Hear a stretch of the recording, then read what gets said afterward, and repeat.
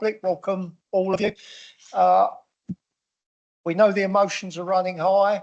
It's a difficult set of circumstances for all of us. Please, as best as you can, allow us to carry out the meeting with due respect to what we have to do. And I can assure you, we are all very aware of the emotions and the difficulties that our decisions this evening place on everyone, public, children, ourselves and our officers included. So whilst I appreciate those emotions can be difficult at times, please try and respect what we're trying to do in terms of the meeting, at least, not the decision. So thank you for that.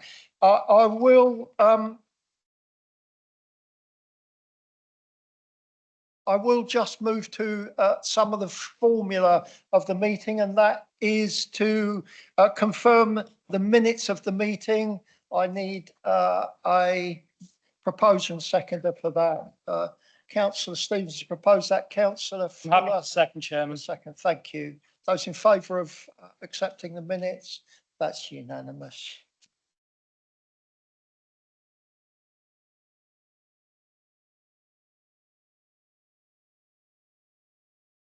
Thank you. Do we have any declarations of interest?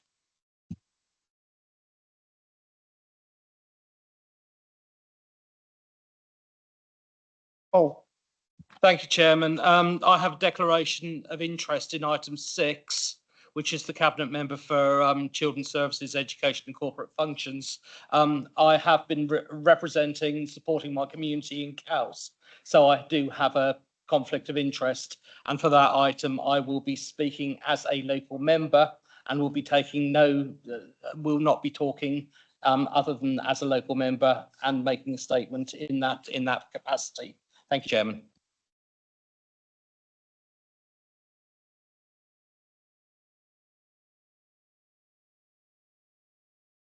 There's chairs over there. Thank you. Let's move to public question time. We have 30 minutes, 15 minutes for written and 15 minutes for oral. I know that there are people who want to ask questions. We will do our best to get through those questions, but let's see how we go. The last time we were here to nearly midnight, and it was perhaps a little long, but I hope everyone asked the questions that wanted to ask and had a reply as best as we were able to give it. So let's just push forward with those questions and see where we get to in terms of time. The first question we have is from Mr. Jay Graney. He's not here. We will provide a written response to Mr. Graney. We have a written question from Mr. S. Bonsi. Is he here? He's not here. We will provide a written reply to Mr. Bonsi. Mrs. R. Bonsi, we will provide a reply to Mrs. R. Bonsi and to Deb Wilson, who's also not here. Those will have written replies. Those replies will be published on our website for the public to see.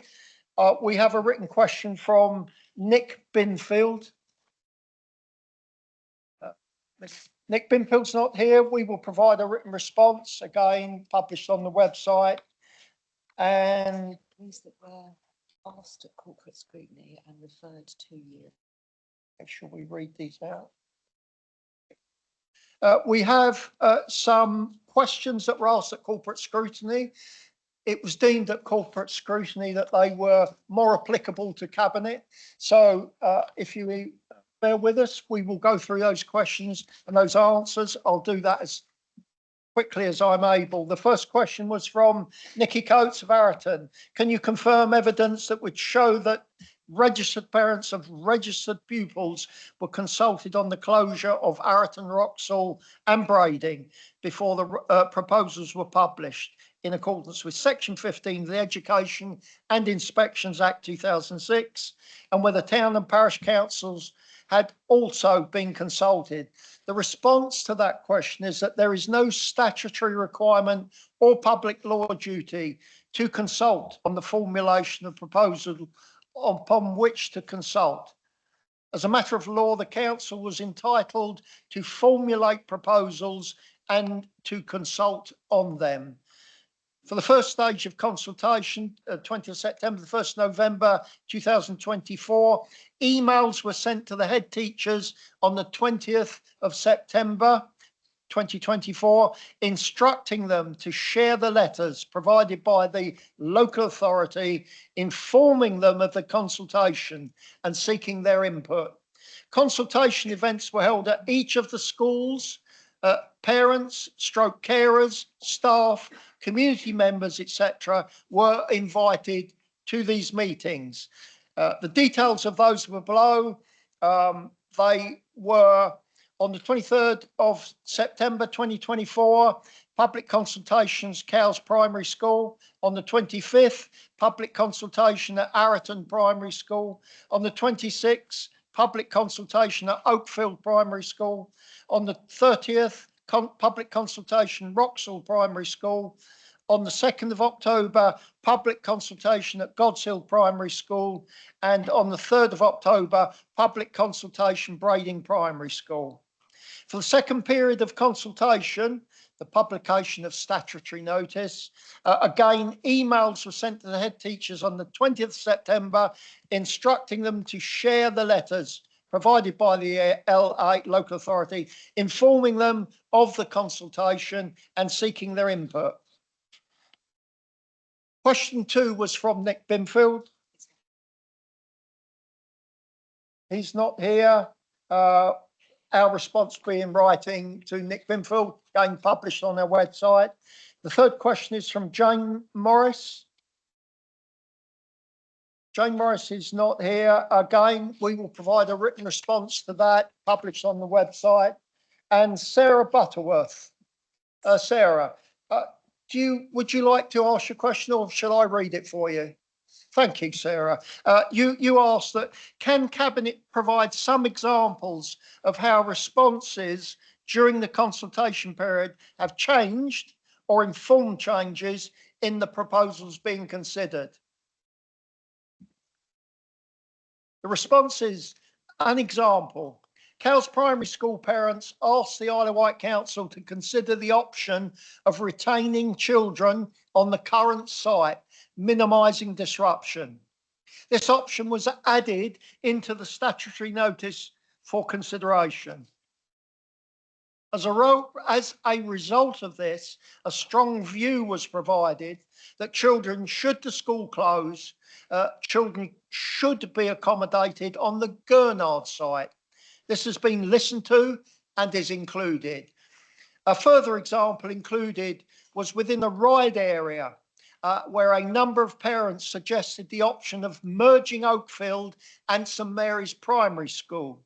This is something the local authority supported and revisited after the first stage of consultation. However, the Catholic diocese do not support this view. And in addition to this, since publishing the statutory notices, an academy order has been issued for St Mary's, discounting this option. In other areas, parents raised suggestions around a community support bus to help rural areas and allow parents to travel with children. The local authority has provided a commitment to explore this, should transport be deemed illegible. Many other options, such as what did I say? Illegible. Oh, illegible. I'm sorry. Illegible. No, eligible. No, eligible. I'm sorry. I can see the word. I don't know why I said it differently. Forgive me all. Many other options, such as academisation or federations, have been suggested and explored. Ultimately, this does not lead to a surplus of school places and is more around the governance and leadership of schools. And the final question was from Oh, no, sorry, there are two more. Beverly Gilbert. Is Beverly here? Would you like to ask it or would you like me to read it out, Beverly? I'll read that out. Thank you, Beverly. And you asked, what are the plans on how additional staffing are going to be used or needed, and plans to support those children who will possibly be displaced? The response is, this will be a decision for individual schools to take and is not something the local authority will need to approve or fund. And the final question was from Sahara King. Sorry to interrupt, but I asked how the exact figures have been allocated within the budget at the moment, because they're not anywhere within it, because I was going to ask the same question today. It was to do about the actual funding and how the funding had been looked into, because there isn't anything in the paperwork. It wasn't about the allocation, who was going to do it. There's nothing to show. How currently you've said this is the amount of money you're going to save, but you haven't talked about the displaced children and how much money that's going to cost. That was my question. I don't have that as a written question, but that has been noted and we will provide you with but it will be a written response.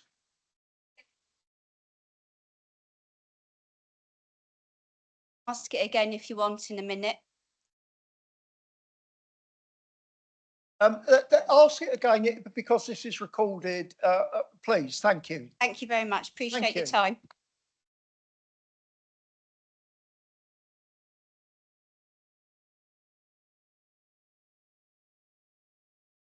So sorry. I'm so short, I can't see. Thank you very much. I'm Bev Gilbert, Head at Grading. So the figures in the executive summary states for specific areas include travel costs, revenue costs, capital costs, long-term costs and staffing costs. I couldn't find it in there, so I do apologise.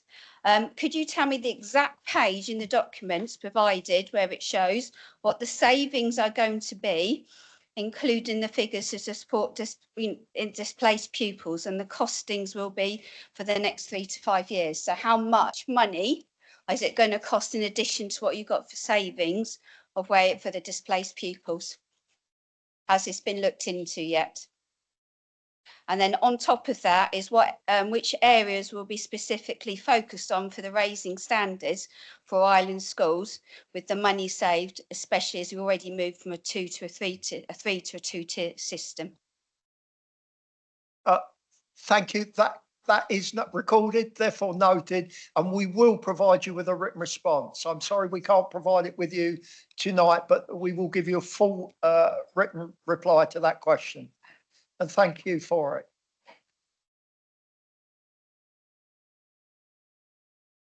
And we have Sahara King.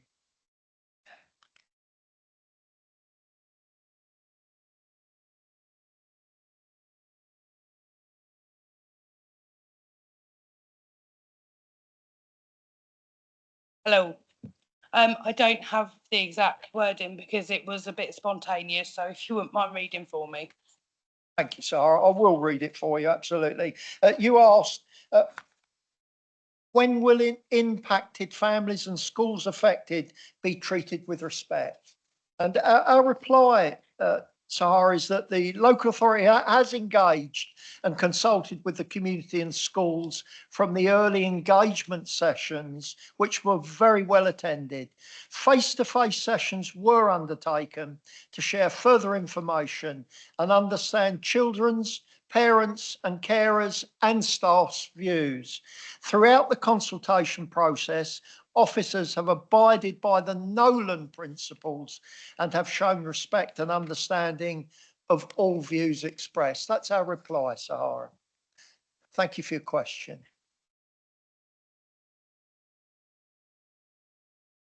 We'll see how we get on with we have a number of oral questions and we'll see how we get on with them. If any are similar, perhaps you will indulge us with trying to give one answer to similar questions, but let's see how we get on. In order, I have Bev Gilbert.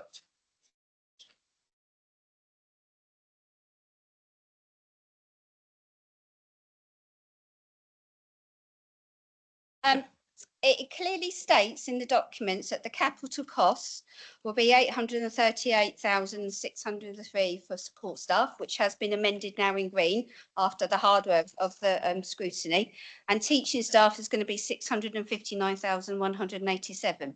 It does not include all the costs for Cowes Primary School, which is 0.108 in the documentation. Can I please ask, why do we not currently have the final complete figures, which means we do not have a final complete costings for cabinet, which makes the costings not accurate?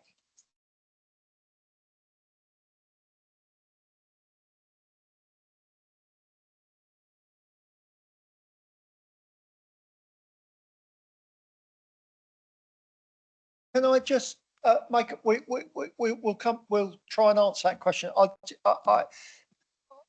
I'll make a little announcement. As you can probably notice, that Councillor Bacon cannot be with us this evening. And Councillor Bacon cannot be with us this evening. On his behalf and belatedly, Councillor Andre will present the papers and the agendas later.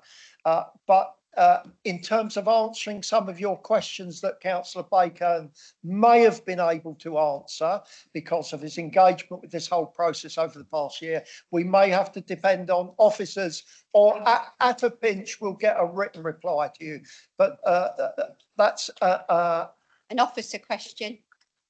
okay. Well, we'll try and get an answer now, but I'm saying that if we're unable, we will give you a written reply. Fabulous. But that's you can see that Councillor Bake's not here, and that is why we wouldn't be replying because he's not here. So bear with us a second. They don't even know.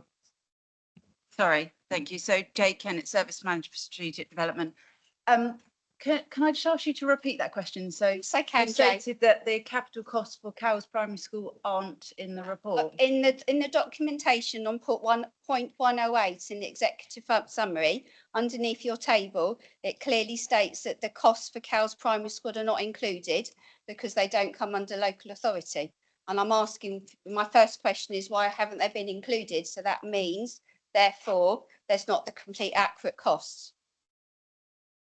The capital costs are included within there, which the capital costs for support staff for Cowes is 338,000, Okay. and for teaching staff is 142,000. In the bottom of it says they're not included on .108. I think that's what I read. I probably read it wrong then. Okay. No. So Cowes Primary School HR provider is under Strictly Education.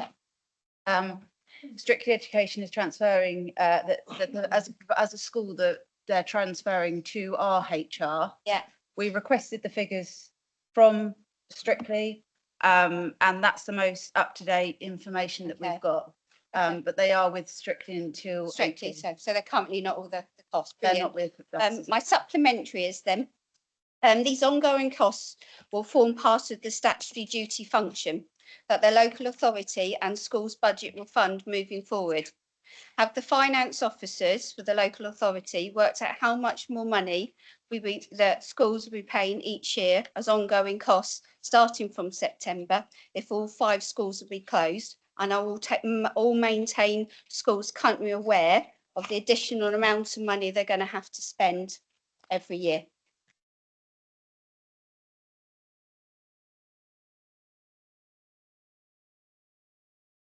So in terms of the revenue costs, in terms of funding for children, that's something really difficult to precisely cost within the report, because where parental preference will always be retained within the system and schools are funded depending on the number of children they receive, that figure is hard to determine. So it is dependent on a number of different factors within there.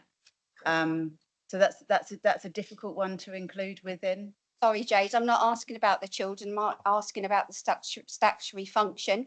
So we are, as schools, which comes under Schools Forum, which are all schools pay into, we pay in for the statutory functions, which includes education welfare, it includes supporting all your legal parts of it, but we also pay towards the capital costs. So for people to be made redundant, I think it's currently about £78 per pupil at the moment from memory. I'm asking, has that been looked at currently, and how much additional money from the capital costs of what you said are going to be having to come out of individual schools' budgets? That doesn't seem to be in the report. Yes, so we've provided Cabinet and scrutiny with the costs, with the funding received through the SLAs for each individual schools. It was included within the report as one lump sum. It was noted after that they are individual decisions. So all Cabinet members and scrutiny members had a separate breakdown of those figures, which we can provide in writing if that's helpful. Super. And are schools aware that it's going to cost them additional money because of the capital costs? Again, in terms of that overall SLA cost for two schools, that's dependent, because actually service that the Isle of Wight Council provides could have to be reduced if the number of schools. So there is a number of different factors within that. It won't be reduced, Jade, it'll be increased because would of be the passed to the capital costs. school. Yeah, it's to do with the statutory functions part of it. It's not to do with you doing it, it's Bev, statutory Bev, functions. Bev, So sorry, I do apologise. So go and sit down. Look, we're It's my problem. I put my school head on. It's I do okay. apologise. We understand you want the answers to those questions. I'm trying, in the absence of Councillor Bacon, to get you those answers. If we don't have it to hand, we will get those answers for you. It's important that you get the answer and Absolutely, because it affects everybody on the island. So thank you ever so much. No, I will go and sit down. I won't get up again. So thank you very much. Thank you, Bev. I have Helen Herons, I think that is. Helen.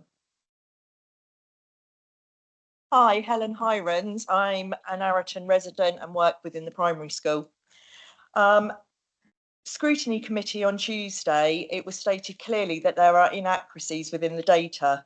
Some were simple rounding errors of 0.5%, but there were other points raised where it was 30 to 40% discrepancies within the reports given. It was stated by Councillor Bacon that he was still certain that the reports were accurate. How can a report be accurate when data is 30 to 40% inaccurate, and this has been proven by the in-depth knowledge of the Scrutiny Committee? Thank you, Helen. Do you want to address that, or shall we have a written answer? This side.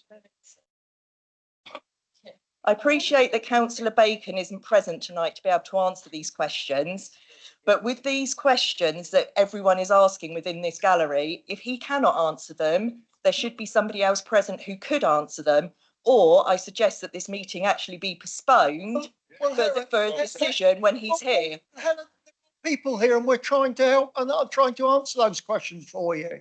I can't make Councillor Bacon appear. He's not here. He has spent a lot of time on this and has a lot of information. He's not here to answer those questions. We have our staff, and we are trying our best to answer those questions. Okay, Please I bear with apologise. us. Okay. Thank you.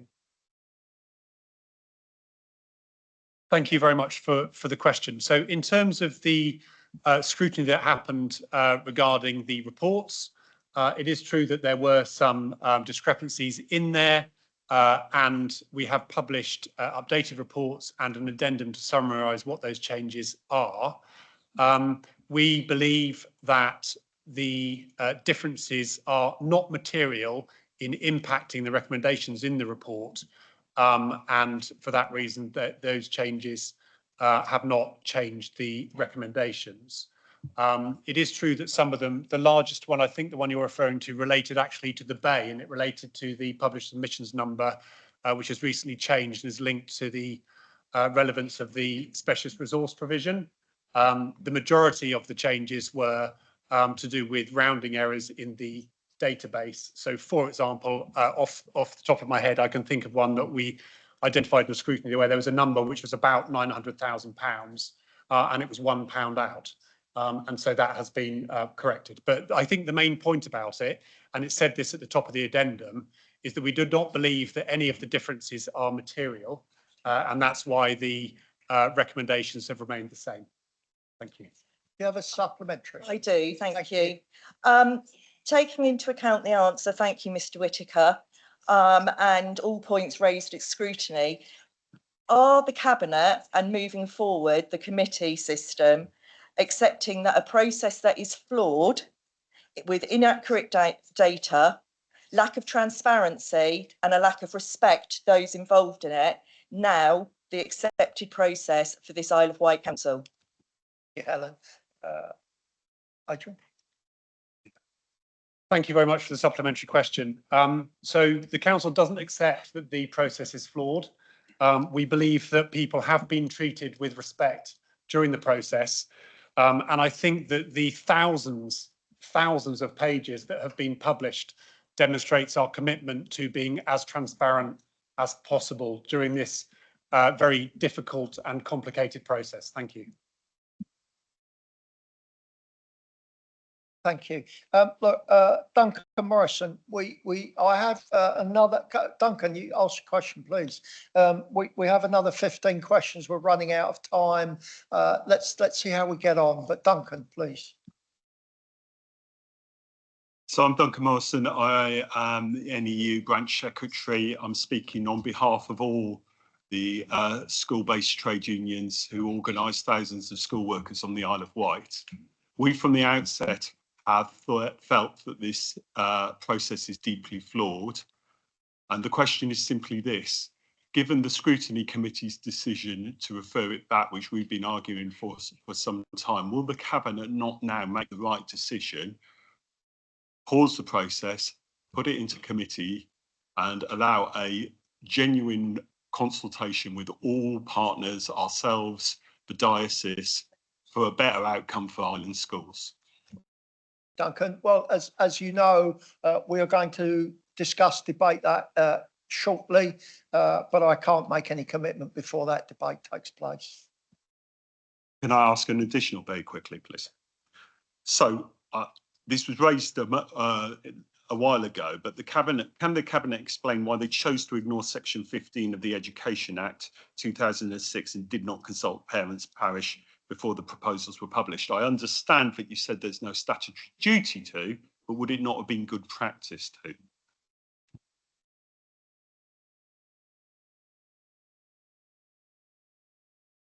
Yeah, Duncan, I think we didn't answer. I think that's a similar question that we had earlier, isn't it? That we repeated to. Yeah.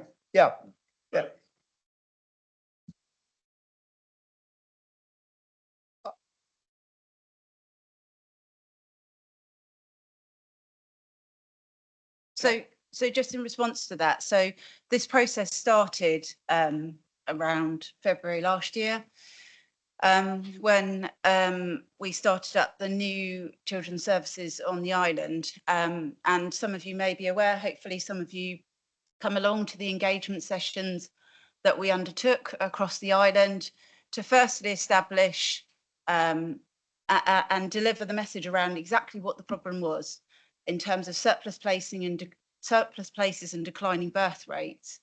And as part of that, we undertook an exercise to really understand what was important in terms of a criteria, which we had an online survey with over 1,000 responses to, and that helped us define that criteria, which has been used throughout the process. It hasn't changed in one section, it has remained firmly as it is. And so whilst there wasn't statutory consultation before commencing the consultation in September, actually we undertook extensive engagement. And so there is a number of different things that were done and are quite often being forgotten as part of this process. But actually we've consulted on this for a long time now in terms of a island-wide engagement. So I think it's an unfair comment to make in terms of engagement with parents prior to that. I have a Nikki Coates. Nikki. Hi, Nikki Coates, Arroton, St George's. Academy officers explain why they chose to ignore the presumption against closure of rural schools guidance and continue to push forward for Arreton to close, given it is the only rural school out of 9 in the Newport area? Where is, as Jade has just said, parental preference? Where is the choice for parents? Thank you, Nikki. Do you want? So there's I can't refer to the exact appendix, but there is a large section within the Arreton appendix which refers to actually the consideration that was given to that. And we strongly consider the impacts for closing a school within a rural community. And absolutely, it is very different to considering the closure of a school within a town. And we understand the impacts that has. That was part of the consultation in terms of gaining feedback from the community, from the school yourselves, in terms of understanding what services are provided. But ultimately, there is a number of different factors that are within there. But absolutely, we started from the position, and it is documented within the report, that we absolutely considered the presumption against the closure of a rural school.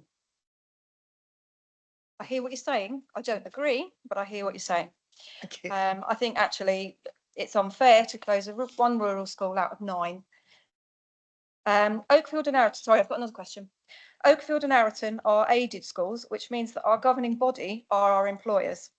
The governors, therefore, are surely key stakeholders, and yet there has been no attempt by officers or council representatives to meet personally with our governors during the last 7 months.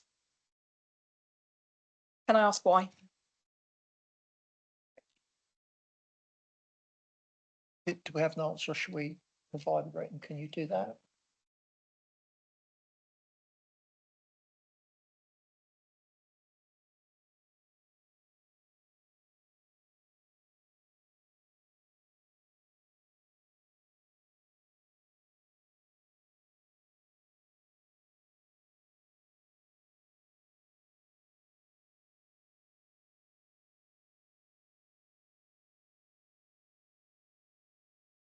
Sorry for the delay on that. Naomi Carter, Service Director for Education, Inclusion and Access.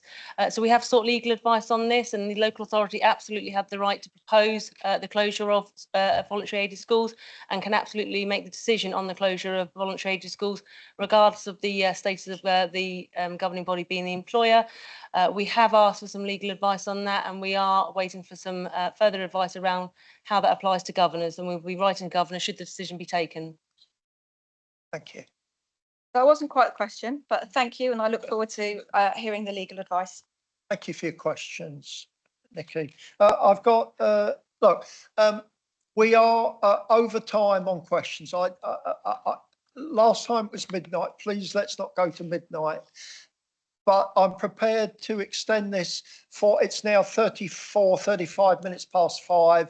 I'm prepared to go to 6 o'clock on these questions, and then we'll move on. So there are 15 people wish to speak. We'll do our very best, but if you can keep your questions short, maybe we'll get through all of them. We'll go to 6 o'clock and then no further. Thank you. I have Mrs. Jen Hughes. Good evening. My name's Jen Hughes. I'm a parent representative of Oakfield Primary School. Okay, so my question is that given that the officers have highlighted a cost of estimated £1,053,000 to close Oakfield Primary School, and that the forecast data for the school places for Ryde Town are showing that both of the 2 former entry schools are set to be more undersubscribed than Oakfield, coupled with housing developments in Ryde that could exceed over 2,500 dwellings, why aren't the officers looking at reducing that pan? You have now got the time to allocate the primary school places for September and reduce pan in the 2 form schools. And by doing that, there will be minimal cost. You have stated in your documentation that basically one of the issues is the cost of having 2 classes with 2 teachers, 2 teaching assistants, and all the cost of running 2 classrooms associated with that. By removing the 2 form entry schools in the Ryde planning area, you are going to get rid of those costs, and you don't have to close a school to do so. by reducing PAN and including another school where there is another further 10 places that could be removed. You could reduce the PAN in the area by 70 per year. So in 3 years' time, you will have got rid of the entirety of the pupils, or actually 20 more places than you're going to get rid of by closing Oakfield Primary School. And guess what? You're going to save £1 million if you take that action. And it is fully reversible should the birth rate recover. And by the way, ONS statistics from 2021 actually identify Oakfield as the only ward on the Isle of Wight that has actually had an increase in birth rate, not a decrease. So I do believe in future years, if you close our school alongside permitted developments, that we are going to be in completely the opposite situation if you close our school, and we won't have enough spaces for our children to attend primary. Well done, Jane.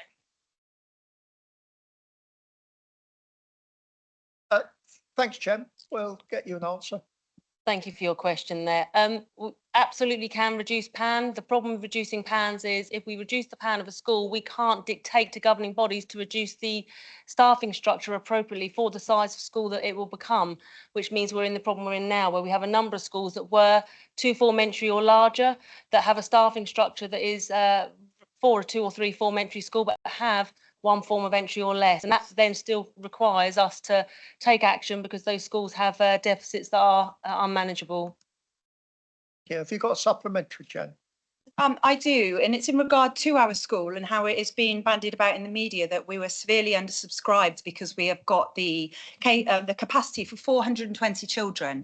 In 2014, when our school was first started to be built, we had 251 pupils on the roll. We have never had more than 290 pupils on the roll. Our school opened in 2017, April 2017. By December 2017, we received an Ofsted inspection whereby we were told within the first 10 minutes that we would only receive a requires improvement grade at the highest. Subsequent Ofsted visits have been required improvement as well. The last requires improvement was questioned and queried by the staff, and there were an unprecedented 14 amendments made to that Ofsted report. Now, if the Cabinet have read that report this evening, you will see that it's actually a glowing report, and it doesn't support the requires improvement grading that we were given. Given that, and the fact that we have proved time and again that our educational attainment is well above what is being used as a criteria to loosely close us, because our SEND children are outperforming other SEND children on the island, and they are above average in the United Kingdom, and then our children that are non-SEND are performing at the levels that tally with the national rates. Why are you still trying to close our school? Is it because you want the building, or is it because you have an issue with our head?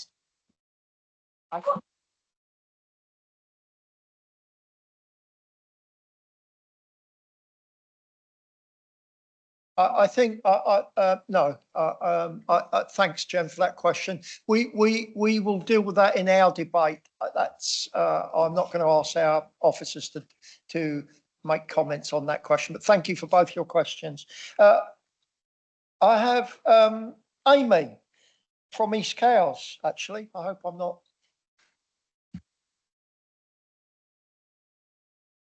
Hiya. So other than the Local Governance Association, who I understand are a political organisation, who were the independent advisors used during the process? Thank you, Amy. Can you answer who they were? Who were the independent?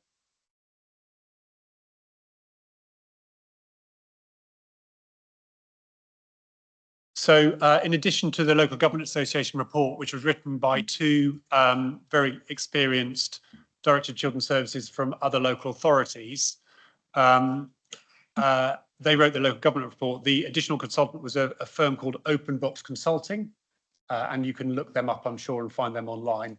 Extensive experience in school-place planning in other local authorities. Thank you, Ashley. Amy, do you have a second question? Yeah, so I'd just like to know when was this, and were minutes taken, and have these been shared with scrutiny and Cabinet elected members? From memory, he was engaged from soon after Easter last year. And no, I'm not aware that the minutes of any meetings with him have been included in scrutiny minutes, no, or papers, sorry. Thank you. Thank you, Amy. I have the Reverend David Morgan.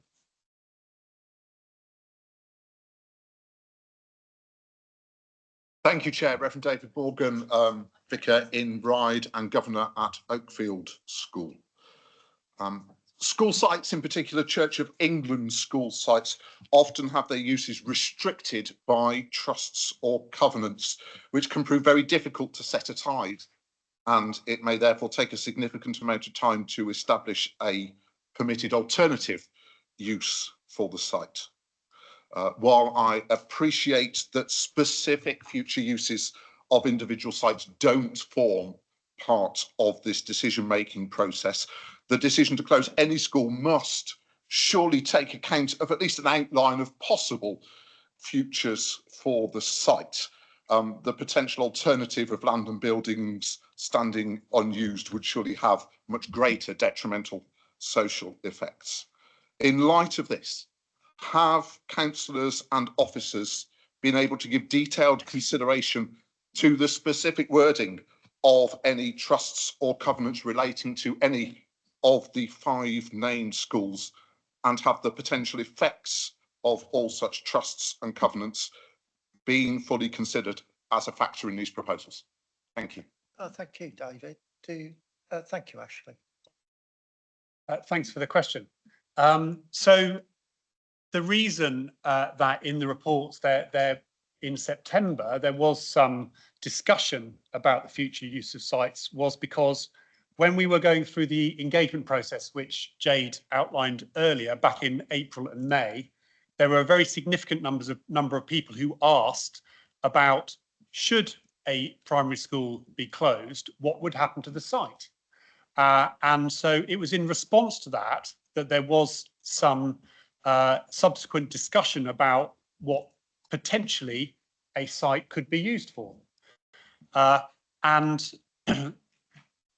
And though, because this process is focused on mainstream school place planning and the need to realign the number of primary school places we have on the island with the numbers of children, that is the basis of the criteria that have been used to select the sites.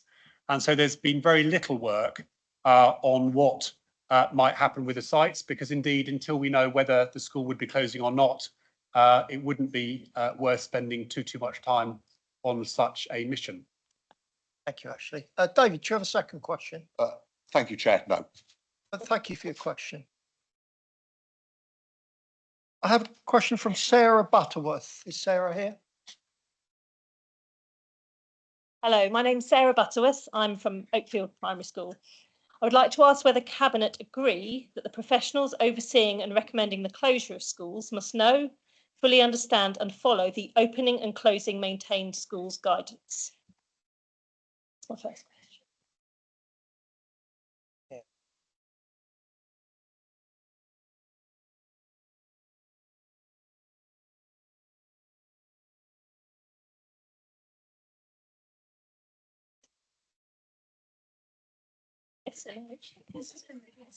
I can ask it again if you need me to.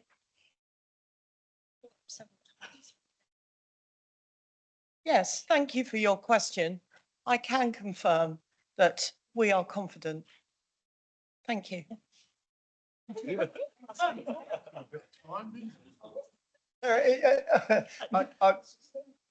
do have a second. I'll let you ask a second question, but let me add to that. Look, all of Cabinet have accessed all of the information that we've been provided over a long period of time, outside of all of the paperwork and evidence and documents that are publicly available. Also, we've had meetings with officers continually over a long period, which we've been able to ask our own questions and our own concerns. So we have reached a point where we are confident, as best we can be, that all the information that we have access, have seen, read and heard, that we are aware of and confident that we understand. Do you have? I do. you. Mr. Bacon and the officers were asked in the public questions on March the 6th about the revocation process and if it would be applied at any point. The response, as minuted in the council minutes, was that neither the cabinet member, director or officers had heard of such a revocation. And despite what appeared to be a quick Google check, they all concluded it was not a term they were familiar with. How, therefore, when the revocation process has its own entire section in the opening and closing maintained schools guidance that they've been working on under for 12 months and is referred to no less than 20 times within, how should we have any confidence that the document has even been read in its entirety, let alone understood and been followed correctly?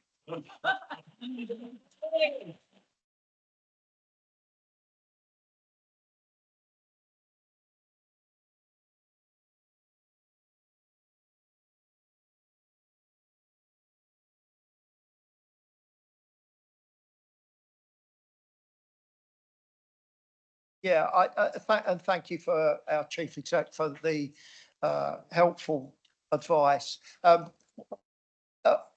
The debate is not about our officers, and we are here to support our officers in their work, their career professionals, but those concerns can be debated elsewhere, but they are noted and recorded, and we will deal with your question accordingly outside this meeting.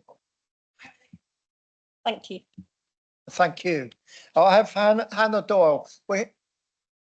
Hannah.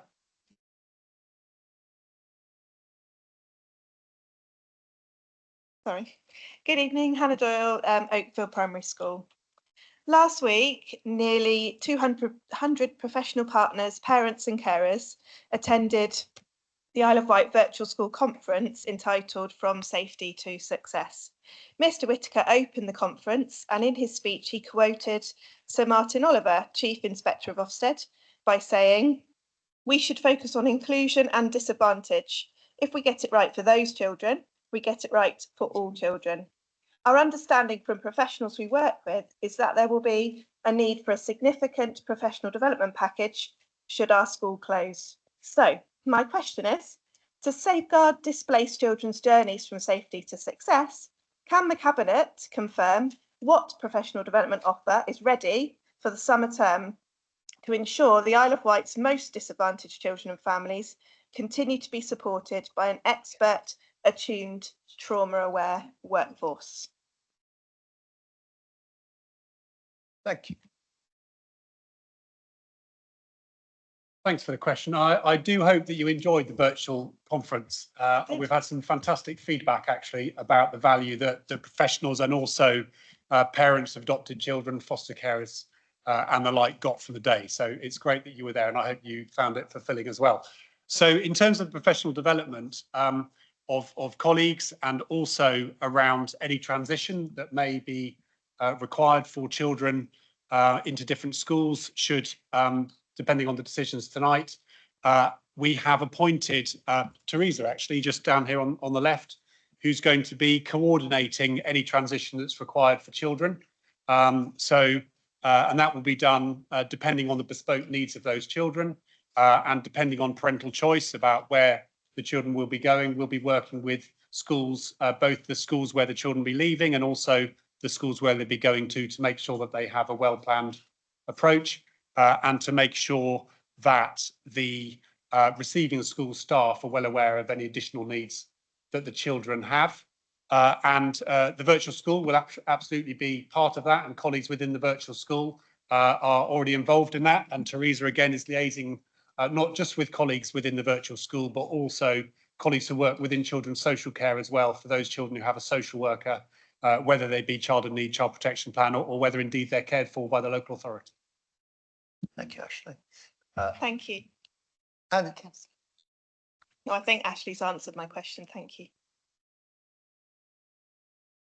I have Vicky Reader. Vicky. Hi, Vicky Reader, head teacher at Oakfield.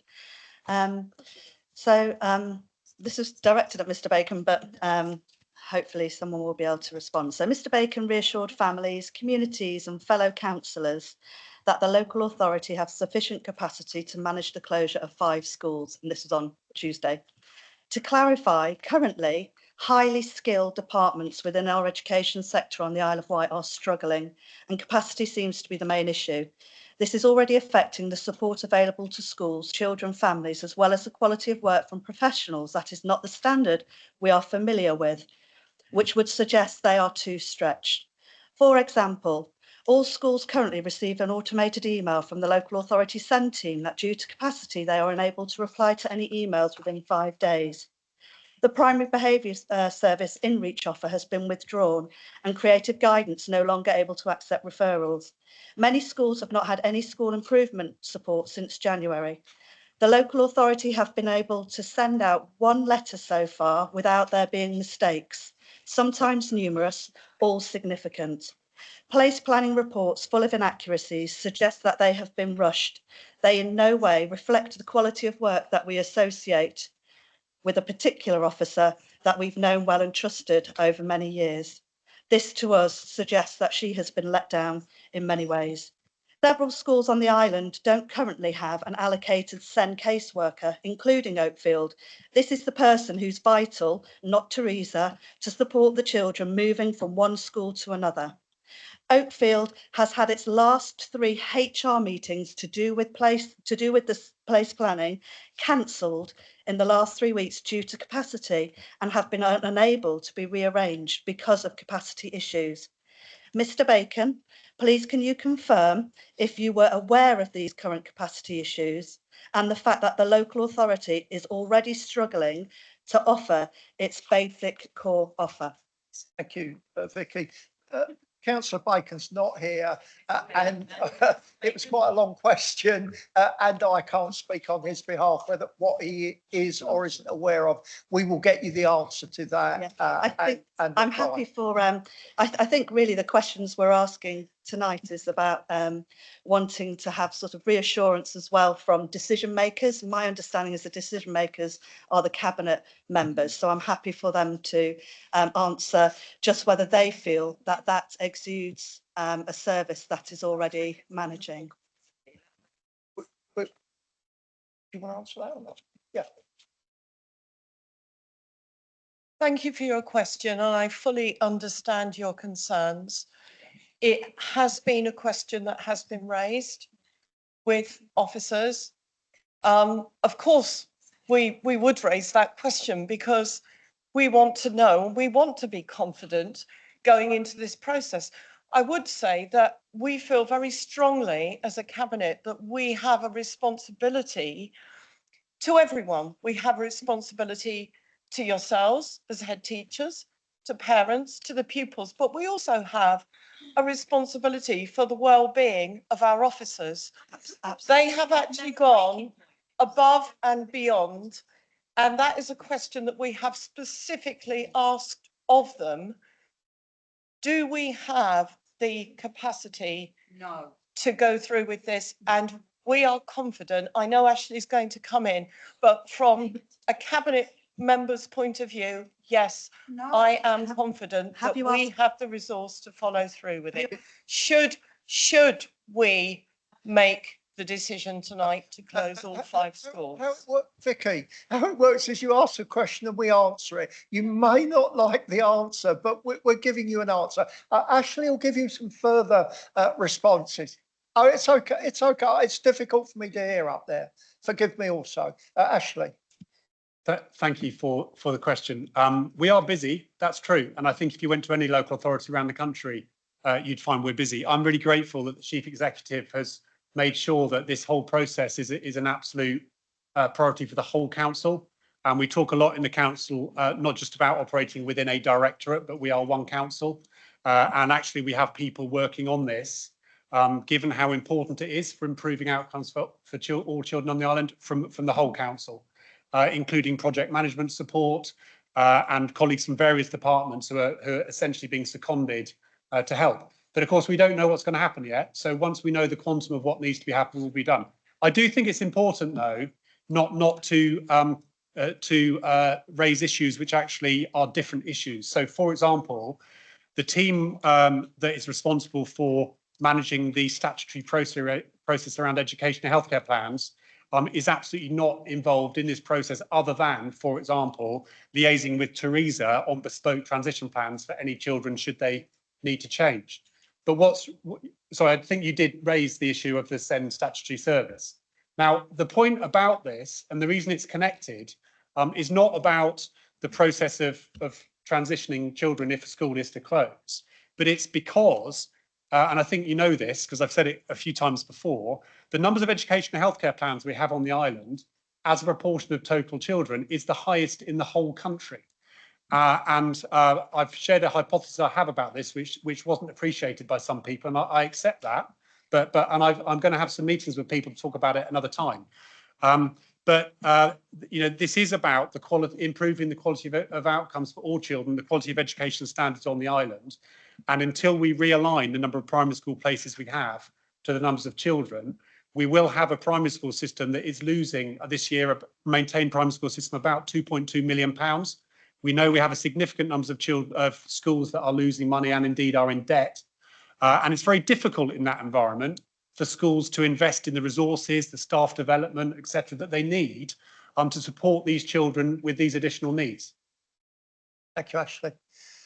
Thank you, Vicky. Thank you. My supplementary question is within your pack of 1,700 papers, you will have seen in there the Freedom of Information response from the Isle of Wight Council that confirms the schools named for closure were as a result of an officer's personal opinion and professional judgment. You will also have seen the minute of a meeting that quote the officer saying to all head teachers that they could not apply a consistent criteria because one size does not fit all. Knowing this, Cabinet members, do you understand this approach to be in line with the correct process for identifying schools for selection outlined in the opening and closing maintained schools guidance? Well, thank you for that, Vicky. Again, I'll repeat that as Cabinet members throughout this process, throughout the information that we have been given, have heard, have seen, our questions lead us to believe that we have the information that we need to make a decision. That's our experience. Thank you, Vicky. Look, we've got a couple of minutes. It's 2 minutes. One more, or perhaps two questions. I have Michelle Stanford. Sorry to jump in. Can I please, because Roxor has not been represented. Thank you. Yeah.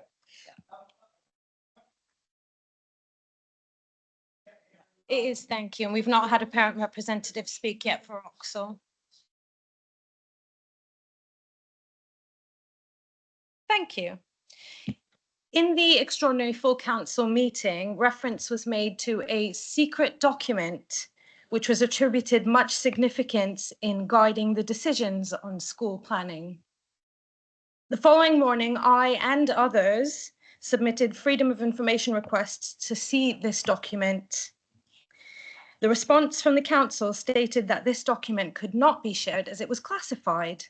I appealed and asked for it to be redacted and shared. As the statutory timescales for responses has now lapsed, can the Cabinet comment if this lack of transparency is by design?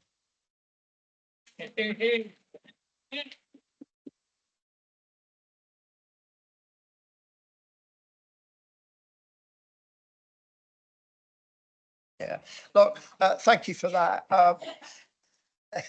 I'm well advised that freedom of information is a statutory process, and that the process has been carried out in this case. So I can't comment on that process other than if Sorry, you've it's had not a been reply. carried out, so the statutory. If you've had a reply, that's the statutory process. No, the reply is out of time that we've scale. undertaken. No reply. You might, thank you for being so calm today, but shouting over people when they're talking is not It's going a to get microphone, I'm not anything shouting. done. And we're out of time for public questions. Sorry, I didn't get I didn't get a response, and I also have a follow-up question because I'd like to know if data is being compiled about our children to make secret documents without our knowledge. I'd like to know about that, please. Yeah, thank you. It's the final answer here. Ashley, please. So there aren't any secret documents. I think the documents you're referring to are the dot maps, which show where children live. Okay, the pupil voice. It was the document that Councillor Spink held up and made reference to, and he said, I won't name this document, and he waved it about, and it was quite thick. I think that document, Councillor Spink's down here actually. I think that document was the confidential. Sorry, the question's for the cabinet, not for Councillor Spink. So I think that so I think that's what the documents were, because I think they were the confidential papers for December cabinet, which were the dot maps, the pupil voice. I can assist if you wish. Yes. The documents that I referred to were in a pack about an inch, and they were, trying to get the expression correct now, I think they were the responses of schools to the consultation, and it was marked confidential and sensitive, and for that reason I referred to it, but I didn't disclose, because I wasn't permitted to, obviously, the contents. So it was that document. Thank you, Peter. Why would that be classified? Thank you, Peter. But the reason is they contain data that is protected under legislation, and therefore people give that data, but they don't necessarily give their permission for it to be shared. And that is why some documents are, by definition, confidential. I'm afraid it's a legislation. It can be redacted. Thank you for your responses. Thank you. We are going to move on. Thank you for your patience. Thank you for all of your questions. And we have done our best to answer them. We're going to move on to Chairman's announcements. I have no full announcements to make at this stage in regard to this evening, and so we will move to the report of the Chief Executive on the local government reorganisation for Hampshire and Solent area. This is something that was debated, discussed and voted on last evening at full council.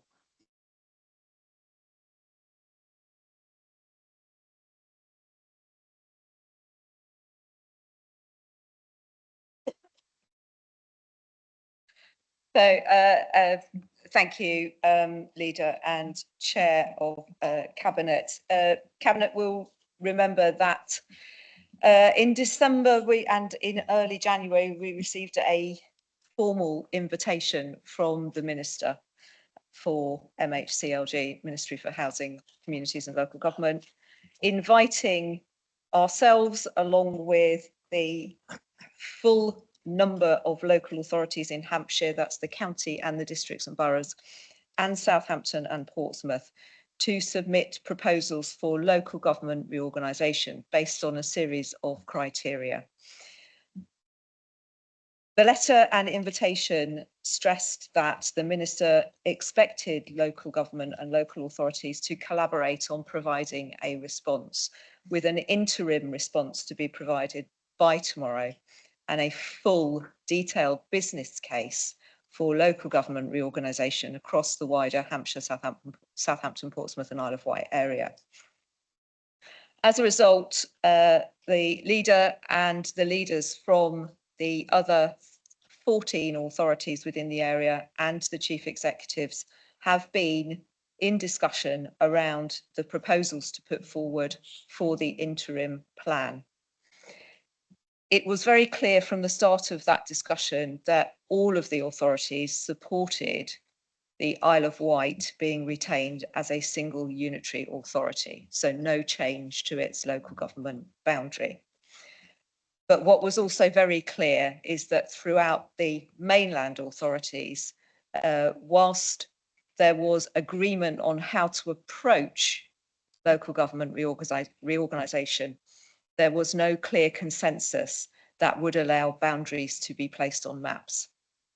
So the interim proposal that will be going to our cabinet this evening, cabinets from other authorities across the wider area this evening, and I believe one or two have already had their discussions, simply sets out that for the mainland authorities, a set of principles have been agreed to which the local authorities will work following submission of the plan tomorrow, should it be agreed by everyone, to bring forward a detailed business case for local government reorganisation across those areas, but that the Isle of Wight should seek to be considered as an exception under the Minister's request for reorganisation. This is an interim proposal. It doesn't include a huge amount of detail. Technically, the legislation provides for the Minister to ask local authorities to reorganise and to give a date by which a detailed business case is given. There is no interim arrangement in the legislation, so we are unclear at the moment as to when we may receive feedback on the interim proposal, or indeed what that feedback will be. We hope that it will give us some indication of the Minister's view of whether the island should retain its status as a single authority or not. And also there are some questions from the other authorities around boundary discussions that they may want to have.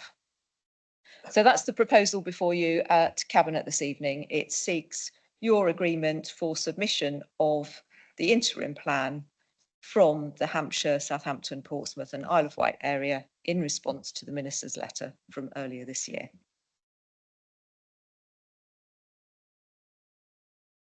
Thank you. And any comments? We had comments last night. Paul. Thank you, Chairman. I'm very happy to propose that we endorse the report. I'm very, very happy to see a lot of references to the Isle of Wight and the exceptional circumstances that we have on the island, and the support of our district authorities as well in respect to that. So I'm quite happy to second that if you want to propose it, Chairman, or I'm happy to propose. Then I'll propose, Paul. I'm happy to second then, Chairman. You. Anyone? Ian. Thank you, Chair.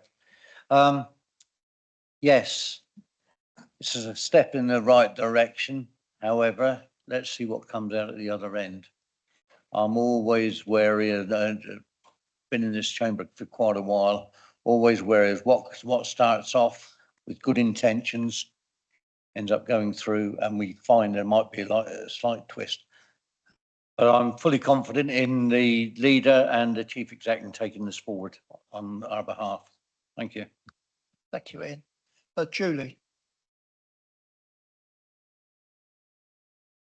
Thank you, Chair. Yes, no, I'm pleased that we've got the support of the other authorities in the would-be Hampshire and Solent combined authority, that they support us remaining as a unitary authority, and that means we'll have an equal say at the table. It's really, really important that we remain as one. And because no one knows us better than we ourselves do, and we are actually a very, very efficient council, as we know, with the fact that we're £23.7 million, probably gone up by now with inflation, I expect, underfunded to deliver our statutory services. So I'm very happy to see this go forward. And I think, like you said last night, Chair, it doesn't mean that we can't look to do collaboration or shared services where possible.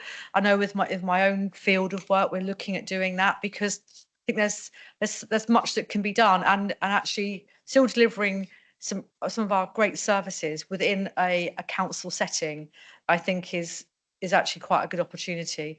So, but I'm very happy to support this as a recommendation. There's 4 sections to recommendation, which I'm sure you'll read out in a minute, but I'm happy to support all 4. Thank you, Julie. Any further comments? Councillor Brodie would like a word. I'm very happy for him to comment. Thank you, Councillor Jordan. Whilst I recognise that the clear majority of the Isle of Wight Council are in favour of this direction, as you know, I oppose it, and along with a limited number of councillors. who believe that the Isle of Wight Council probably would be better off merged with something on the mainland. I would just like to correct something you said right at the start, that there was a debate at full council last night. There was no debate last night. There was a couple of contributions in favour, including your own proposal. There was then a move by a member of the cabinet to move to the vote straight away. They didn't allow people like myself to contribute. There was then a vote to move to the vote and to agree this document. There was no opportunity for contributions from any opposition side. I'd like that to be on the record, because I will continue to argue that it's not necessarily the right direction for this council, given my experiences in my 35 years on the Isle of Wight and 20 years as a member of the Isle of Wight Council. Thank you. Thank you, Jeff. That's noted. Thank you for the correction. Just as a context to that, I think the acknowledgement of the time and the couple of motions that come up behind made certain people anxious that those motions were heard last night. I would just add then, before I read the recommendations, that of course, as with this local government reorganisation, is government driven, obviously. It's government driven, it's being forced down. It is largely being forced onto two-tier authorities. It's being done at the same time as devolution, which is unhelpful in the minds of people because they are confusing, and I understand how and why. Devolution with local government reorganisation. But nonetheless, this is government's intention and aspiration to deliver reorganisation mainly in two-tier authorities, such as Hampshire has with districts and borough councils, into single unitary authorities. Well, the Isle of Wight Council is already a single unitary authority. Government unhelpfully set an aspirational target of 500,000 as a minimum size for the unitary, which is what has posed problems for us as an island. But government helpfully allowed an exception case to be argued, which is what we are doing. But just in answer to Councillor Bowden, I understand his reasoning on this, is that to consider any change to the island requires partnering with a mainland authority, and those mainland authorities to date have made it very clear that they don't wish to partner with the Isle of Wight. So even if we had that as an aspiration, we will be pushing a snowball uphill, as they say, in trying to get a mainland authority to join with us. So I think there's quite apart from us wanting to remain as an island, our island community, very proud and precious to all of us, our island, we would need the help of mainland authorities, and they're not coming to our rescue. So, Julie, and then we'll move to the vote. I just very briefly just wanted to respond to Councillor Brodie, because I was the cabinet member that last night, a member of the council as I was last night, not just an ordinary member, who put forward the move to the vote, and I did that because of the time constraints. There was some ill discipline, I'll call it, earlier in the meeting, which took up a lot of time. We weren't able to get to those very, very important motions where you had, young people. It was very, very important that we heard that. So that is the reason why. But Councillor Brodie may recall in the previous meeting, whether we were debating the LGR, I actually, because his motion was a direct opposite of the other motion, it was like I actually wanted him to be heard first, if you recall, Councillor Brodie. So I would have gave you that opportunity to say in the. So it certainly wasn't to stifle debate. It was really to get the meeting moving and to make up for some of the lost time that we sadly had to suffer during the rest of the meeting. Thank you, Julie. I'll read the recommendation, and it is to review and endorse the interim. I should have said that before I read that. The proposals that we are submitting on the 21st March are interim proposals and need to be. The full council will decide on this later in the year. So these are interim proposals outlined, which will require further negotiations as we move into the autumn. The recommendations are therefore to review and endorse the interim proposal as set out in Appendix 1 of this report, and to agree that the interim submission should be submitted to government by the deadline of the 21st of March, and to note that through the submission that government is being asked for an early indication in response to the proposal that the Isle of Wight Council be treated as an exception and retain its current unitary authority status without change. And finally, that the Chief Exec, in consultation with the leader of the council, be delegated the responsibility to continue to work collaboratively with the authorities within the Hampshire and the Solent area to negotiate the final business case for local government reorganisation prior to approval by council and submission to government later in 2025, and to make representations to the minister as appropriate. This may include commissioning or cost sharing with other authorities as required. It's been proposed, I proposed it, it's been seconded by Councillor Fuller. There are no further comments. Those in favour of those recommendations, please show. That's unanimous. Thank you all. Now, we will move on to the school place planning, and in the absence this evening of Councillor Bacon, Councillor Andre, who you may recall was responsible for a period of time for Children's Services, will take Councillor Bacon's place in presenting the items school by school.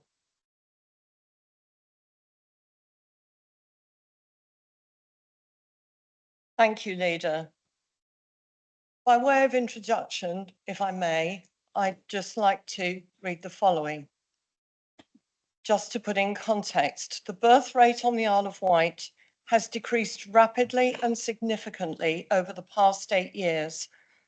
And whilst the council has worked with stakeholders during this period to close 2 primary schools and reduce the published admissions numbers, hands of several more, in November 2024, the island had physical capacity for 10,724 primary school children across 38 mainstream primary schools, with 2,311 of these not needed.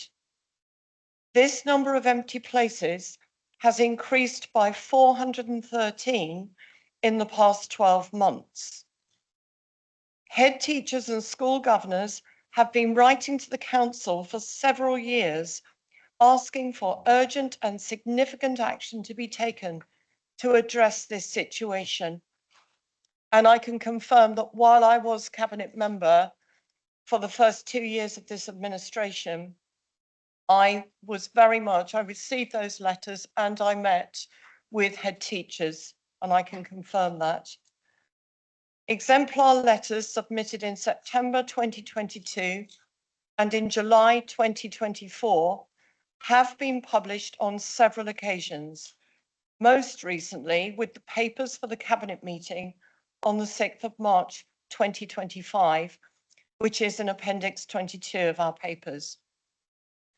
The letters detail the impact that falling roles and surplus places have on the finances of schools and, importantly, their ability to improve educational outcomes for all children, which currently benchmark at amongst the lowest in the country. The council launched a new process to address the issue of surplus places in early 2024, with considerable stakeholder engagement taking place from March to May. This resulted in the publication of a draft education strategy and a draft school place planning strategy for the island in July 2024.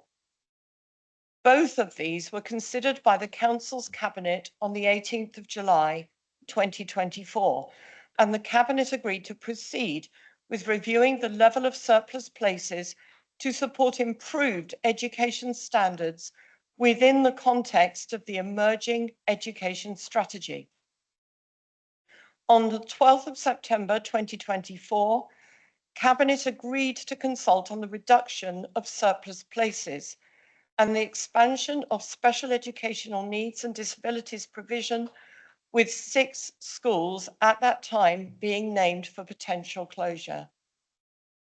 On the 12th of December 2024, Cabinet considered the outcomes of this consultation and agreed to issue public notices to close 5 of these schools. On the 6th of March 2025, Cabinet will meet to consider the outcomes of this most recent consultation. So we have met on the 6th of March and decide whether or not to proceed with closing none, some or all of these 5 schools at the end of August 2025. As a result of that, we agreed through corporate scrutiny to delay, to give corporate scrutiny full time to consider all of the papers and the proposals.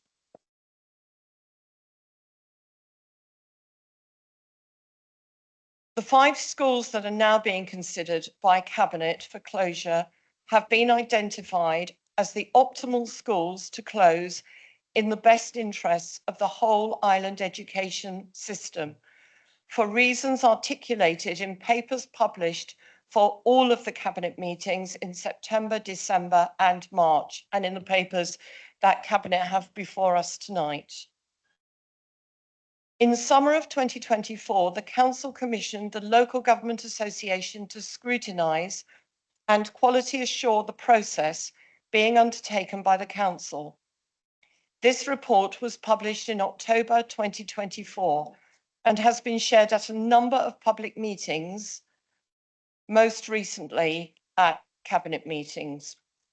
The report states that the breadth and depth of consultation is commendable, and the factors affecting decision-making as listed by the Council are appropriate and the methodology is sound. That's contained in Appendix 25 on page 2. Because the funding received by the Isle of Wight from the Department for Education for Schools is very closely linked to the number of children within those schools, as the number of children decreases, so does the funding provided. School leaders have been unable to reduce costs in their schools in proportion to the reduction in funding, and based the school's own forecasts submitted in November 2024, in financial year 24-25, the island's maintained primary school sector, comprised of 33 schools, is forecast to spend 2.13 million more than it will receive in income. Their forecasts also predict that the same schools will spend 2.2 million more than they receive in income in financial year 2025-26. These losses will take the net cash position of the schools to 1.67 million. The losses, the net cash position, 1.67 million at the end of financial year 24-25, and into a debt of 0.52 million by the end of financial year 25-26. Their forecasts predict a further in-year loss of 3.57 million in financial year 2026-27, taking the net debt across the 33 schools to 4.09 million. In addition to the impact this financial situation is having and will continue to have on the quality of education in island schools and the impact on children's outcomes, because the Council will inherit the debt of maintained schools when they inevitably eventually do close, this has very significant consequences for the financial position of the Council's general fund.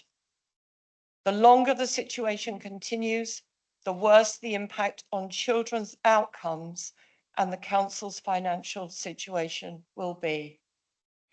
Thank you, Chair.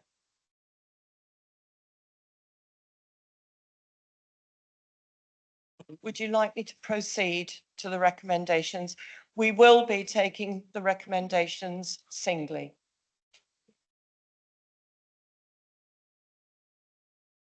Recommendation 1, that in accordance with Section 15 of the Education and Inspection Act 2006, Cabinet approve the closure of Cowes Primary School with effect from the 31st of August 2025. I'm proposing that and I look for a seconder. Thank you. Julie seconded that. Can I suggest we move straight to the vote, Chair? Are you happy?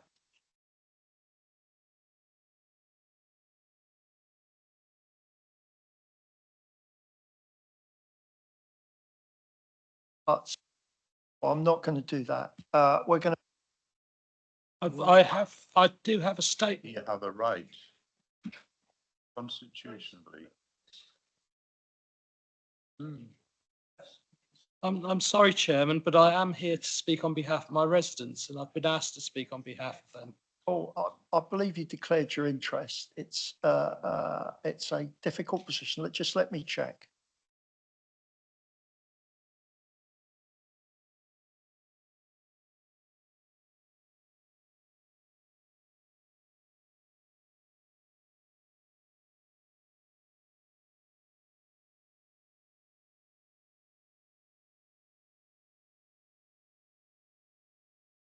We are going to take further advice. I want to make sure this is right and correct for all concerned. And Francis, the monitoring officers online. Francis, are you able to speak to this, whether Councillor Fuller is able to speak, having had a declared interest? Thank you, Chair. Can everyone hear me? Yes, we can, Francis. Yeah. In terms of Councillor Fuller, I have advised him that he can address Cabinet, but not as a member of Cabinet. Yeah. Sorry, Francis, we're struggling to hear. Okay. Can you hear me now? Yes, thank you, Francis. Okay. Yeah. What I have advised Councillor Fuller is that he can address Cabinet, but not as a member of Cabinet. And when the decision making on the schools report comes up for consideration, he should leave the room so that there can't be any allegation of undue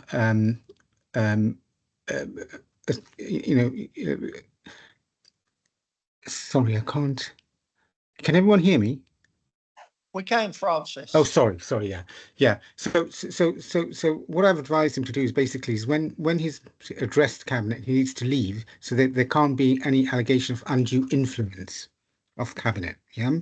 So the issue there is it's very clear. He can talk to the Cabinet, but he can't be involved in any decision making or any voting on, and he must leave the room. Was my advice. Thank you, Chair. Thank you, Francis, for clarification. On that basis, Paul, I'll allow you to speak and then please lead the chain. Thank you very much, Chairman, for getting that advice brought forward. I have received some criticism because at previous meetings, there was nobody from the Cowes area to be able to speak on behalf of my local community. So I am pleased for your indulgence on that, Chairman. As a local Isle of Wight councillor for Cowes West, where Cowes Primary School is located, over several months I have been contacted by a large number of families to provide support over proposals to close the primary school following the island-wide decline in children. For this reason, I considered that my relationship with Cowes Primary School was too close for me not to be predetermined. And this is why I am responding as a local ward member rather than as a member of the Cabinet. It has not gone unnoticed that Cowes is recognised by Ofsted as a good school, with a number of families moving within our area, given this and the bespoke support provided to our community's children. In addition, it is noted that Cowes Primary School is an exemplar with its excellent SEND provision and the support given to the families with rich cultural ethnic backgrounds. This is something that I have had the pleasure to witness firsthand each year through the school's pioneering International Day, which not only welcomes the diversity of our ethnic communities, but fully embraces this like no other school. As a councillor, it is so frustrating to see this excellent school again being earmarked for closure when other schools and local academies perform less well or untouched. For a local education authority, feeling it necessary to close a good school really concerns me, given one of our council's key priorities are to raise educational standards. As a consequence, in viewing the Children's Wellbeing and Schools Bill, it is equally frustrating that at this time, our government does not go far enough to level the playing field to address this. In the short term, I consider this will not raise standards for the families of cows, as this does not offer the certainty of a good school, given cows being selected for closure. In meeting with parents and listening to feedback, whilst acknowledging that doing nothing is not an option, I have sought opportunities to address falling school numbers and subsequent deficits that our school will offer, should our schools remain open. With respect to this, it is a sobering reflection as to where we are regarding this. Speaking to others, I know proposals to keep the school site open to lessen the disruption to Key Stage 2 children was in some quarters welcomed. Ideally, to further ease disruption, I favour retaining existing Key Stage 2 staff to support these children who were previously impacted during the lockdown. I still question whether redundancy costs, the potential to move temporary classrooms to Gurnard Primary School, potentially, and the physical upheaval of moving will indeed have any positive financial impact upon Cowes Primary School or its children. In the meantime, for me, it remains so very important that those brilliant members of staff who have remained committed at the heart of our schools are provided every possible opportunity to continue to move forward together to maintain and build upon the successes of Cowes Primary School.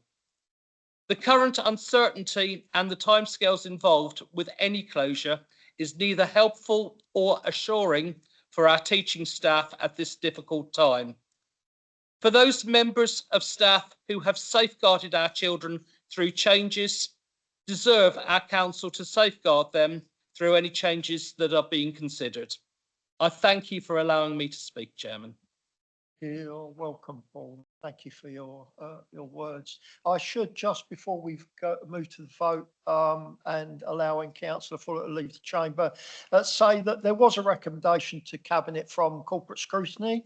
I'll read that out now, and it is that after detailed and careful scrutiny, the corporate scrutiny committee is not convinced that the case to close the named schools has been evidenced sufficiently. And that the community and social impact has not been sufficiently mitigated against in these schools' communities. The Corporate Scrutiny Committee therefore recommends to Cabinet that the 5 schools are not closed and the whole process be referred to the committee system. That was Scrutiny's recommendations. We've had a proposal, we've had a second. Those therefore in favour of the recommendation.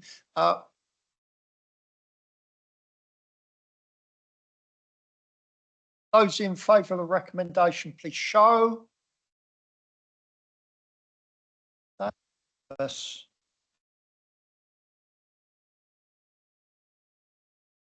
Thank you, Chair.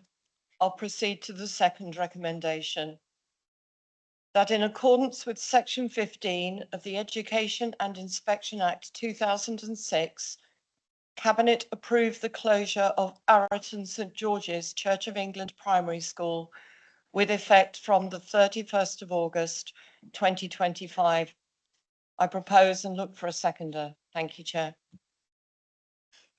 Councillor Luciani has seconded that. Thank you. Councillor Luciani.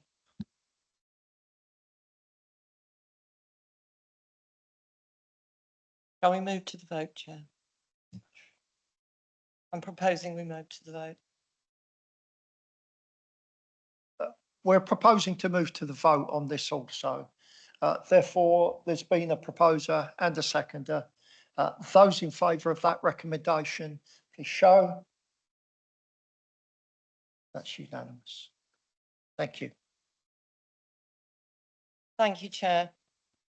Recommendation 3, that in accordance with Section 15 of the Education and Inspection Act 2006, Cabinet approve the closure of Brading Church of England Primary School with effect from 31st of August 2025.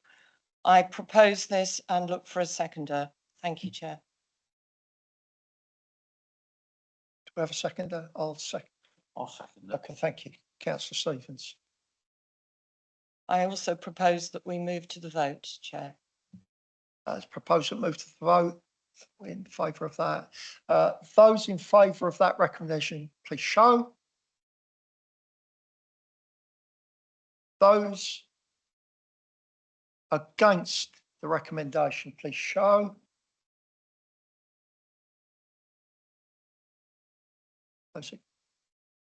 Those abstaining, there are no abstentions. That recommendation therefore falls. Please come.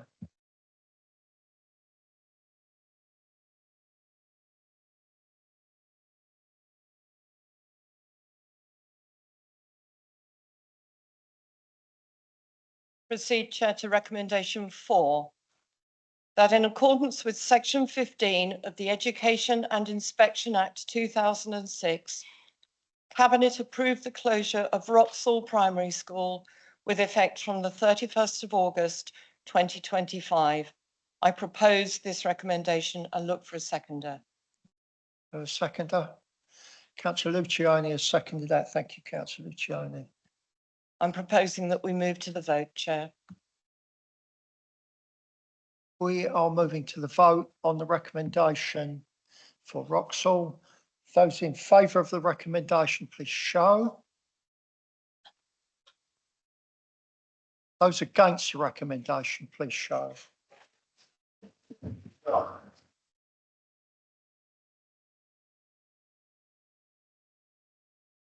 There are no abstentions.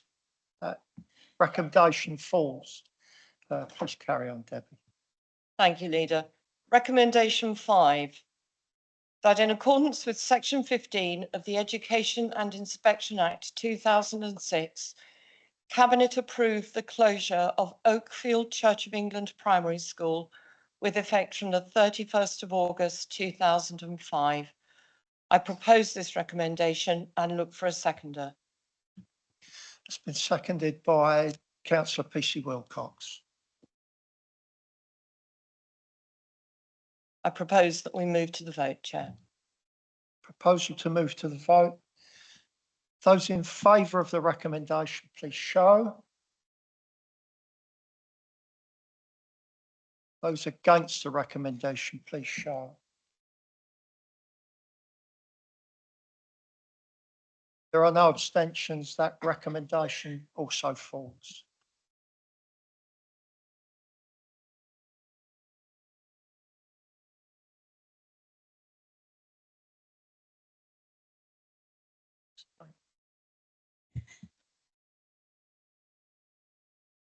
Chair, I move to the final recommendation, recommendation 6.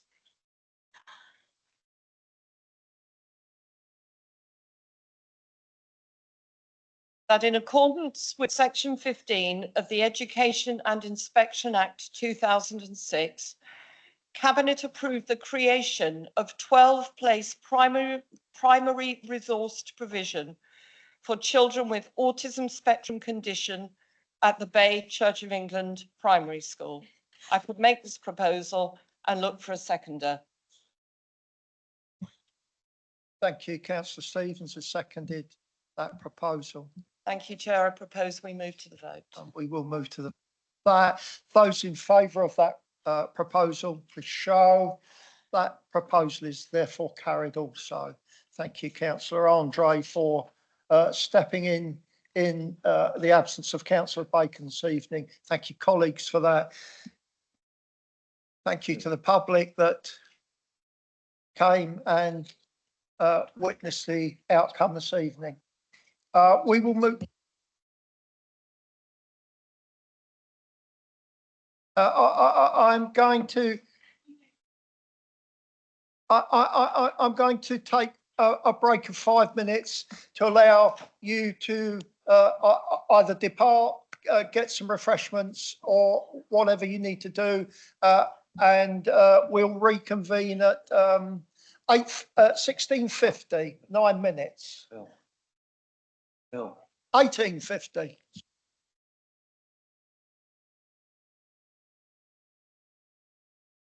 Just in okay, just in so doing, I want to thank all of our officers that have attended this evening for the work that they've carried out and the reports that they brought to us, and for our members that have attended tonight who don't look like they want to leave just yet, probably because there's members' questions coming up. Thank you, all of our staff. We'll thank, I can't see who's online, unfortunately. I can't see who's online here.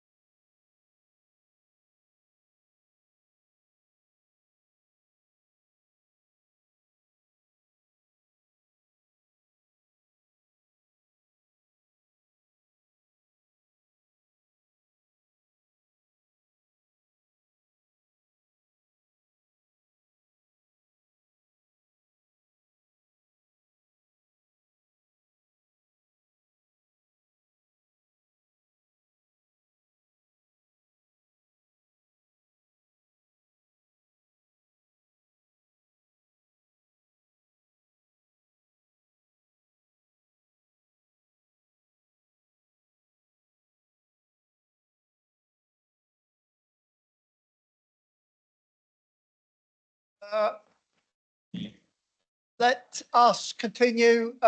There are no, for those that can't see, there are no longer people in the public gallery.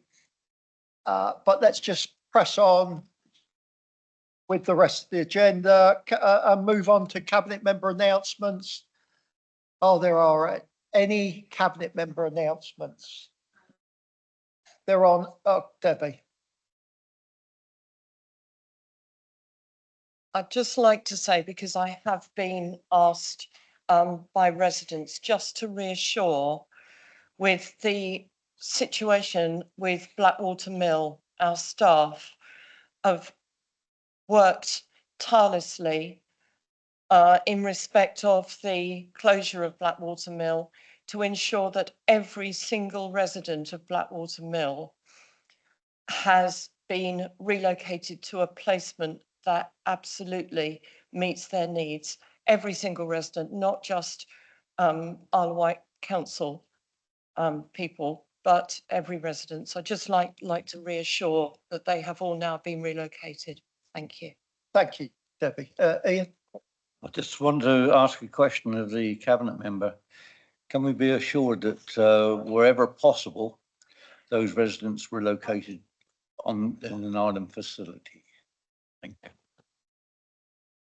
I can come back to you on that, Councillor Stevens, but it's my understanding that they have all been relocated within an island facility, but I will come back to you on that. Thanks, Ian. Thanks, Debbie. Consideration full plan. I know we've looked at this. Any comments? I think it's in order. I'm not aware of any. I'm fine. Okay, that's fine. And members' question time. And thank you for Councillor Brodie for bearing with us through the meeting. I think it was Councillor Moselle first. Thank you. And I might do a typical politician and just start with a bit of a statement, which is it was, as a woman, good to see that the women in the chamber and the cabinet stood firm and are still sat here and what is clearly a very difficult process and a very difficult period of time. I just also want to, from scrutiny's point of view, thank Mr. Whitaker and all his staff to say that, you know, you have worked so thoroughly hard, and it's been noted by every single councillor, not just cabinet and scrutiny, that it's an exceptionally difficult decision to make. But my member's question is, when the going gets tough, the tough get going, or they clear off. And we would like a truthful answer where Councillor Bacon is, because he has been seen in the building today by councillors. He does have a reputation of clearing off when he's not got unanimous backing, happened at the budget. So could we know where Councillor Bacon was, please? Thank you, Councillor Moselle. I have had no official since prior to this meeting, and during the meeting I haven't been able to check. I've had no official communication from Councillor Bacon to explain precisely what his intentions are. So other than that, as soon as I do know, I'll convey that to members. Thank you, Councillor Jordan. That's really important when we're coming up towards the committee system. It is noted how you have all stood firm this evening and how difficult this has been for all of you. From all of the councillors, we do understand it, and decisions will be easier when we move to a committee system. Thank you. A suggestion, incidentally, it was Councillor Bacon, was that cabinet members somehow, I'm quite sure how, but there was a handover to chairs in some way in the committee systems. But that was a suggestion. Councillor Brodie.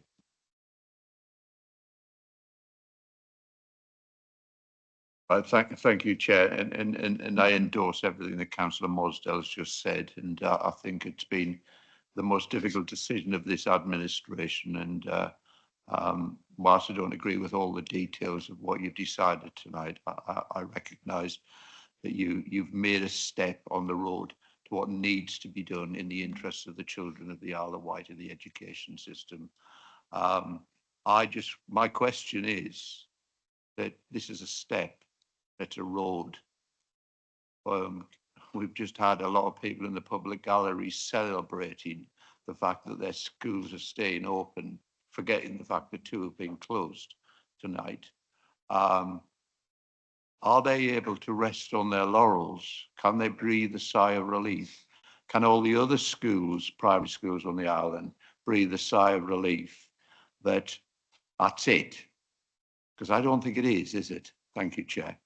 Thank you, Councillor Brodie. And as ever, you are aware of the situation, although it's been published quite widely enough. What we have decided tonight does not address the overall problem that the island faces. That vast number of surplus places remains, apart from the slight adjustments we've made tonight to that. That remains. The process will begin again at some point. And that process, when it begins again, will inevitably mean that all schools on this island will be considered for a process that seeks to adjust the demand with the supply. In other words, the surplus places, which is intended to grow, and also to deal with the growing debts and therefore sustainability of schools. You're absolutely right.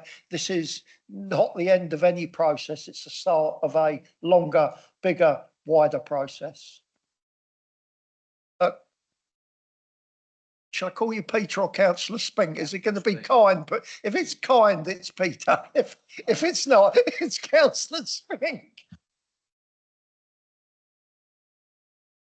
I'm tempted to say, therefore, that you better call me Councillor Spink, but I'm only joking. And in fact, I decided my question was going to follow on from Councillor Mosdell, but I've decided that perhaps I can raise it with you privately rather than in public. Thank you for that understanding, Peter.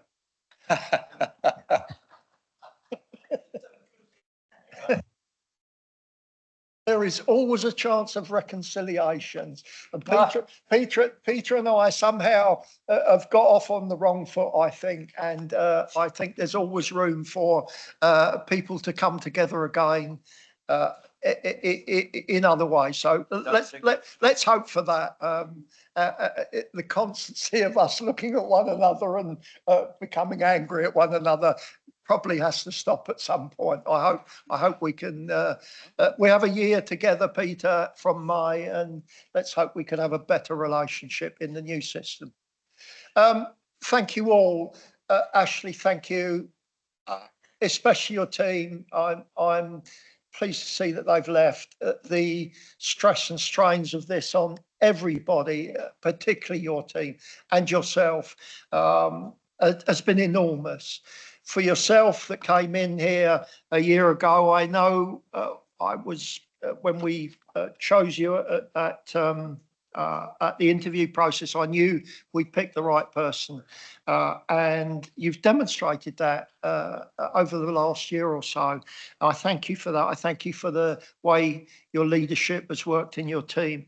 I do thank you, in spite of what we felt was the right thing to do, is not in any way, shape or form a reflection on the work and the reports, the support that you have given us as a cabinet. And I know in private conversations with you, you do understand a slightly wider perspective on our decision making. I thank you for that. And good luck as the future comes up to us. And as I've just answered Councillor Brodie, we are faced with a similar, lights have gone out. We're faced with the same problem that we now have. So thank you all. Just a minute before 7 o'clock, the meeting is closed. Thank you all.